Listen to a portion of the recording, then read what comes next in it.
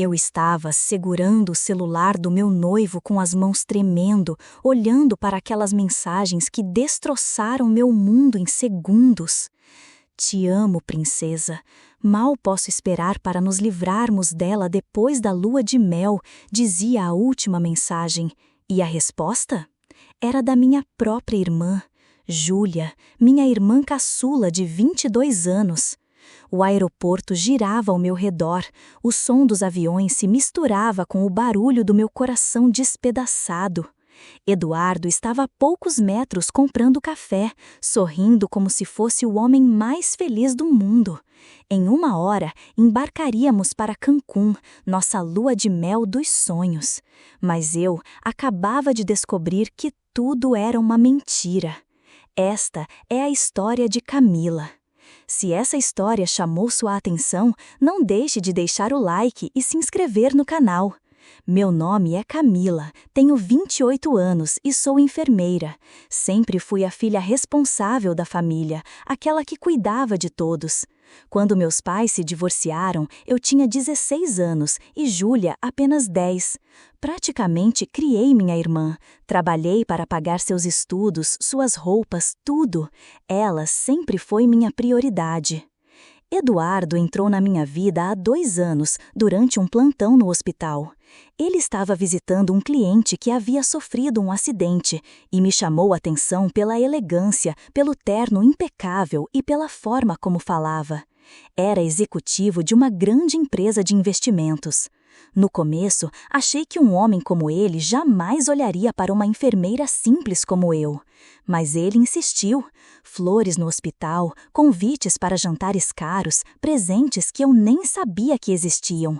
Dizia que eu era diferente das outras mulheres que conhecia, que eu tinha algo especial. E eu, boba, acreditei em cada palavra. Eduardo era tudo o que eu sempre sonhei, bem-sucedido, carinhoso, generoso. Quando pediu minha mão em casamento no ano passado na frente da minha família inteira, chorei de alegria. Júlia adorava Eduardo. Sempre que ele vinha em casa, ela ficava mais animada, arrumada, tentando chamar a atenção. Eu achava fofo, pensava que ela via nele a figura do pai que nunca tivemos presente. Eduardo também parecia gostar muito dela, sempre perguntava sobre os estudos, oferecia ajuda, até conseguir um estágio para ela na empresa de um amigo. Planejamos tudo com muito carinho. A cerimônia seria simples, mas a lua de mel seria especial. Eduardo fez questão de pagar tudo, passagens em primeira classe, resort 5 estrelas em Cancún, tudo do melhor. Dizia que eu merecia ser tratada como uma princesa. E hoje era o grande dia da viagem. Chegamos ao aeroporto cedo, às 5 da manhã. Eduardo estava animado, falando sobre os passeios que faríamos, os restaurantes que conheceríamos. Eu estava cansada depois de 3 plantões seguidos para conseguir folgas para a viagem, mas feliz. Finalmente realizaria o sonho de conhecer outro país. Enquanto esperávamos na sala de embarque, Eduardo foi comprar café. Seu celular ficou na cadeira ao lado da minha. Quando tocou, pensei que fosse algo importante do trabalho. Ele sempre me dizia para atender se fosse urgente. Peguei o aparelho e vi que era uma chamada perdida. Sem pensar, desbloqueei a tela para ver se havia mensagens importantes. E foi aí que meu mundo desabou. A conversa mais recente era com Princesa Júlia. Meu coração disparou. Por que Eduardo chamava minha irmã de princesa? Cliquei na conversa e o que vi me fez sentir como se tivesse levado um soco no estômago. Mensagens de amor, fotos íntimas, promessas de um futuro juntos. E a pior de todas, te amo, princesa. Mal posso esperar para nos livrarmos dela depois da lua de mel. Quando voltarmos, vou terminar com ela e assumir nosso namoro. A resposta de Júlia me destruiu completamente. Também te amo, meu amor. Ela é tão ingênua que nem desconfia. Vai ser fácil. Depois da lua de mel, você diz que se apaixonou por outra e pronto. Eu finjo que te consolo e ficamos juntos. Minhas mãos tremiam tanto que quase derrubei o celular. Li as mensagens antigas, o caso durava meses. Eles transavam na minha casa quando eu estava no hospital. Eduardo dava presentes caros para ela, levava para hotéis. E o pior, riam de mim. Me chamavam de coitadinha e trouxa. Quando Eduardo voltou com os cafés, consegui disfarçar. Coloquei o celular de volta no lugar e sorri forçadamente.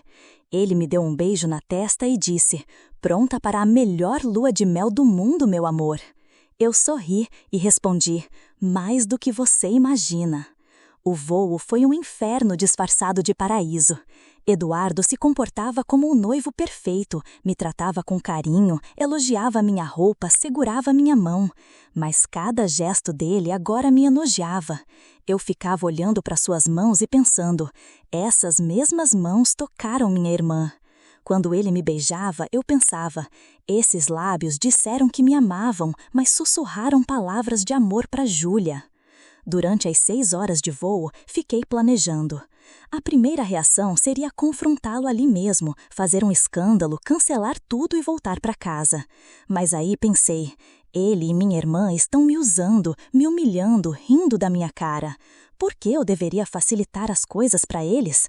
Por que não fazer com que paguem caro por isso? Eduardo dormiu durante quase todo o voo. Aproveitei para mexer no meu celular e fazer algumas pesquisas. Criei contas falsas em redes sociais, investiguei mais sobre a empresa dele, procurei informações que pudessem me ser úteis.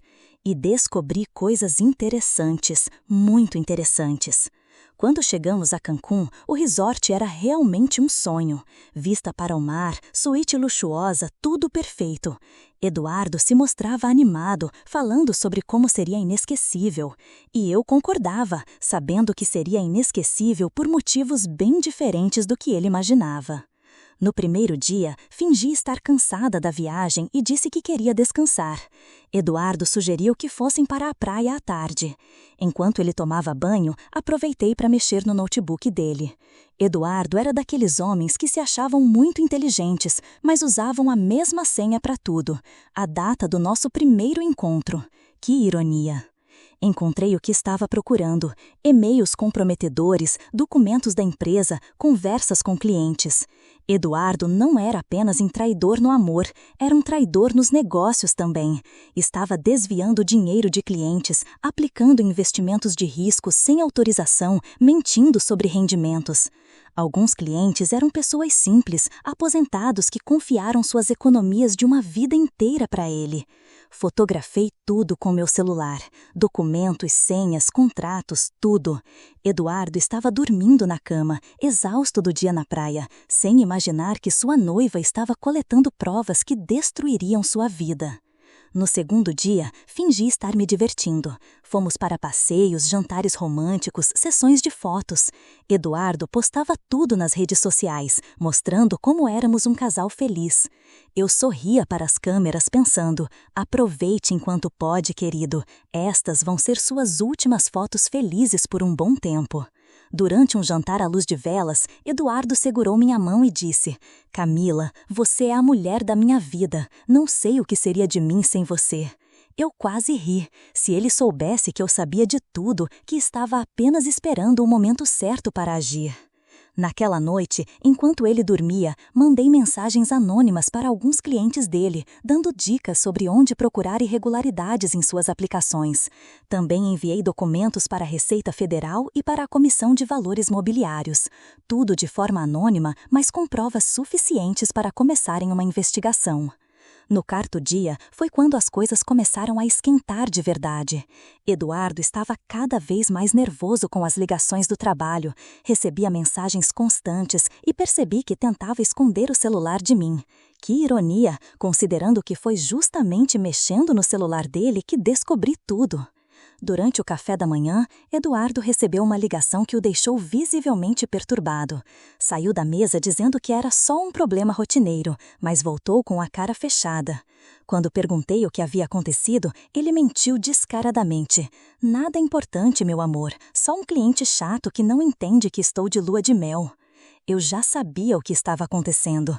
As denúncias anônimas que fiz estavam surtindo efeito. A investigação havia começado e Eduardo estava sendo questionado sobre irregularidades em várias aplicações. Mas o melhor ainda estava por vir. Naquela tarde, fingi ter uma dor de cabeça terrível e disse que precisava descansar no quarto. Eduardo sugeriu que eu tomasse um remédio e tentasse dormir. Perfeito! Era exatamente o que eu queria. Enquanto ele ficou na piscina, coloquei meu plano principal em ação. Peguei o notebook dele novamente e acessei todas as suas redes sociais, e-mail pessoal e até mesmo grupos de WhatsApp da família e amigos. Com as senhas que já havia descoberto, foi fácil. Criei um post longo e detalhado em seu Facebook, marcando todos os amigos e familiares. O post começava assim: preciso confessar algo que está destruindo minha consciência. Estou traindo minha noiva Camila com a irmã dela, Júlia. Sei que é nojento, sei que é desprezível, mas não consigo mais viver essa mentira. No post, Eduardo confessava todo o caso, pedia desculpas para mim publicamente, dizia que eu não merecia aquilo e que ia terminar o noivado assim que voltássemos da lua de mel. Também admitia que estava sendo investigado por fraudes financeiras e que merecia ser punido por todos os seus crimes. Mas o melhor de tudo foi o que fiz no WhatsApp. Enviei mensagens para minha mãe, para minhas amigas, para os pais de Eduardo, contando sobre a traição e pedindo para que cuidassem de mim, porque eu estava devastada e sem forças para lidar com tudo sozinha. Apaguei todo o histórico de envio, deixando parecer que as mensagens tinham sido enviadas automaticamente por algum problema no celular. Quando Eduardo descobrisse, seria tarde demais. Fingi estar dormindo quando ele voltou do piscina. O celular dele não parava de tocar, notificações do Facebook, ligações, mensagens no WhatsApp. Eduardo ficou desesperado tentando entender o que havia acontecido. "Meu Deus, Camila, acorda! Aconteceu algo terrível!" ele gritou, me balançando. Fingi que estava acordando assustada. "O que foi, amor? Você está pálido." Alguém hackeou todas as minhas contas, postaram coisas horríveis no meu Facebook, mandaram mensagens para todo mundo. "É mentira, Camila, você precisa acreditar em mim." Eu me sentei na cama, fingindo não entender nada. "Que tipo de coisa, Eduardo? Do que você está falando?" Ele mostrou o post no Facebook. Fingi ler com cara de choque e horror. "Eduardo, isso é verdade? Você está tendo um caso com minha irmã?" "Não, é claro que não. Alguém inventou isso tudo. Camila, você me conhece. Jamais faria uma coisa dessas." Fingi começar a chorar, mas por que alguém inventaria algo tão específico? E essas mensagens que mandaram para minha mãe? Eduardo, minha família inteira deve estar sabendo disso agora. O desespero dele era delicioso de ver. Eduardo tentava apagar tudo, mas os danos já estavam feitos. Centenas de pessoas haviam visto o post, comentado, compartilhado. A família dele e a minha já estavam sabendo de tudo. Obrigada por continuar acompanhando essa história. Prometo que o melhor ainda está por vir. O 5º dia da lua de mel foi o apocalipse de Eduardo.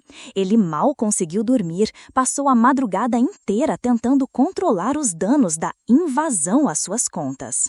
Mas quanto mais ele tentava se explicar, pior ficava a situação. Minha mãe havia ligado chorando. Júlia também tinha me ligado várias vezes, desesperada, querendo explicar tudo. Eu atendi uma das ligações da minha irmã, colocando no viva voz para Eduardo ouvir. "Camila, não é o que você está pensando!" Júlia gritava do outro lado da linha. "Júlia", eu respondi com voz embargada. As mensagens foram muito específicas. Como alguém saberia de detalhes tão íntimos se não fosse verdade? "Eu juro pela nossa mãe que nunca tive nada com Eduardo. Alguém quer destruir sua felicidade, irmã." Eduardo gesticulava desesperadamente para que eu acreditasse nela. O que ele não sabia é que enquanto falava com Júlia, eu estava gravando tudo no meu celular.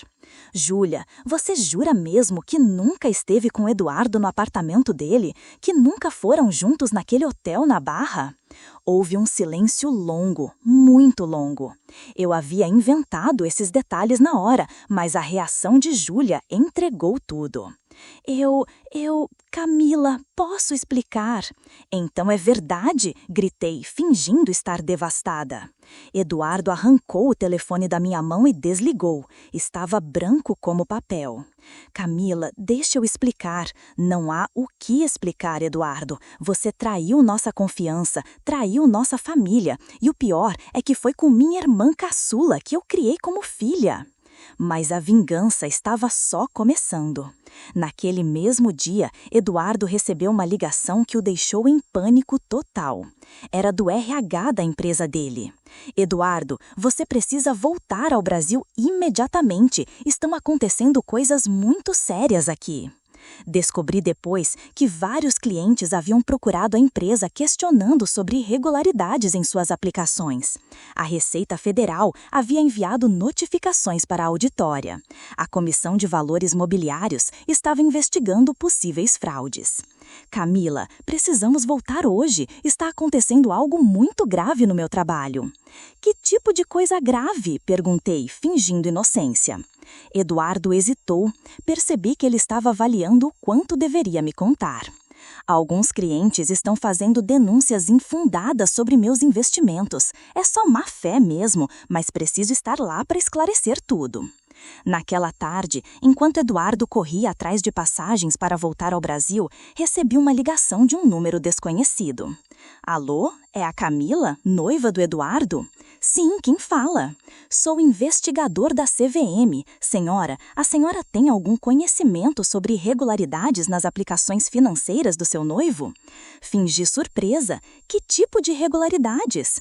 Não podemos dar detalhes, mas se a senhora souber de alguma informação que possa nos ajudar na investigação, seria importante para várias famílias que foram prejudicadas. Olha, não entendo muito de finanças, mas posso ver se encontro algo que ajude vocês. Que teatrinho, não é? Eu já havia enviado todas as provas, mas fingi estar disposta a colaborar como uma noiva inocente e preocupada. Eduardo voltou ao quarto visivelmente abalado. Havia conseguido passagens para o dia seguinte, mas estava claro que sua vida estava desmoronando rapidamente. Camila, sobre essa história da Júlia, eu sei que parece real, mas juro por Deus que alguém está armando contra mim. Primeiro invadem minhas contas, agora estão mexendo com meu trabalho. Eu disse segurando suas mãos. Eu quero acreditar em você, de verdade, mas está muito confuso tudo isso. Vamos voltar para o Brasil e resolver essa situação. Se você está falando a verdade, tudo vai se esclarecer. Ele me abraçou com força, como se eu fosse sua salvação. Obrigado por confiar em mim, meu amor. Prometo que vamos superar isso juntos. Eu retribuí o abraço, pensando: ah, meu querido, você não imagina o que te espera.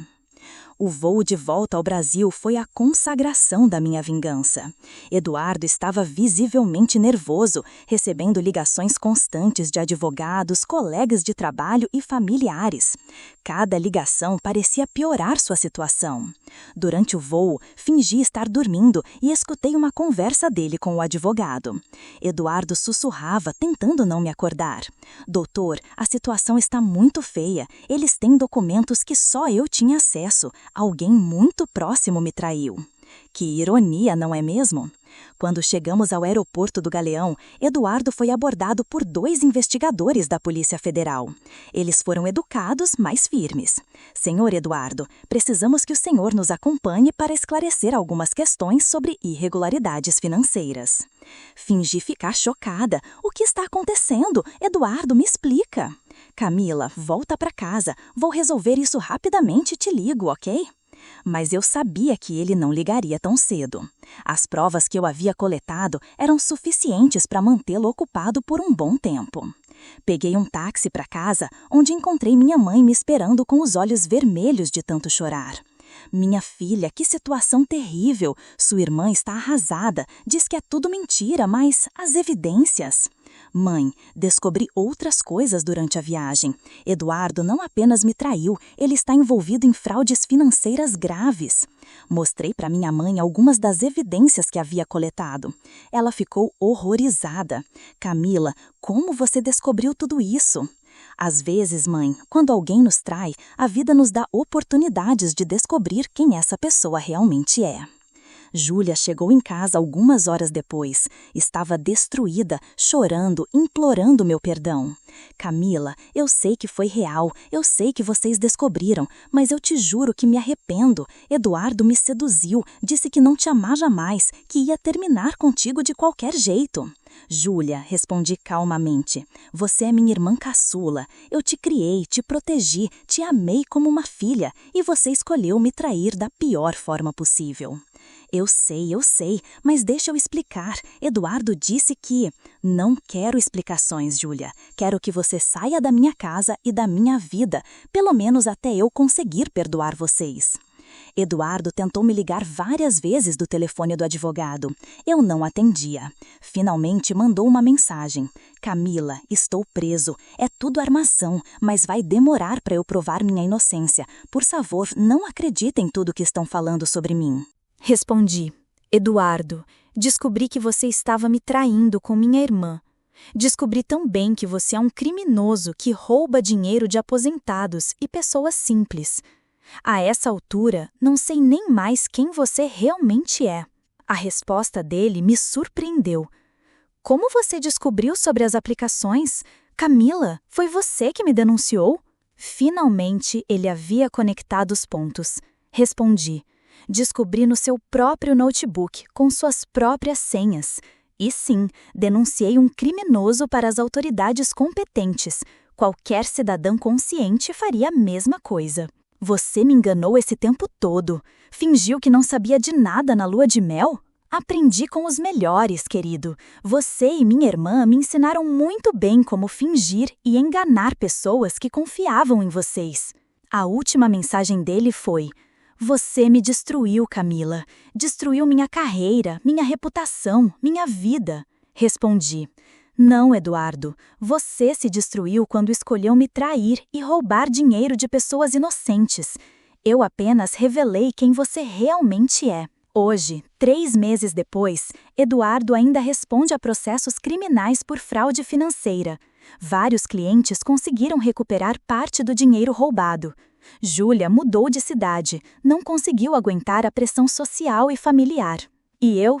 Voltei ao trabalho no hospital, voltei a cuidar de pessoas, voltei a ser quem sempre fui, alguém que luta pela justiça e protege os mais vulneráveis. Descobri que sou mais forte do que imaginava, que não preciso de um homem para ser feliz, e principalmente que quem planta traição e maldade, uma hora colhe as consequências. Nunca subestimem uma enfermeira.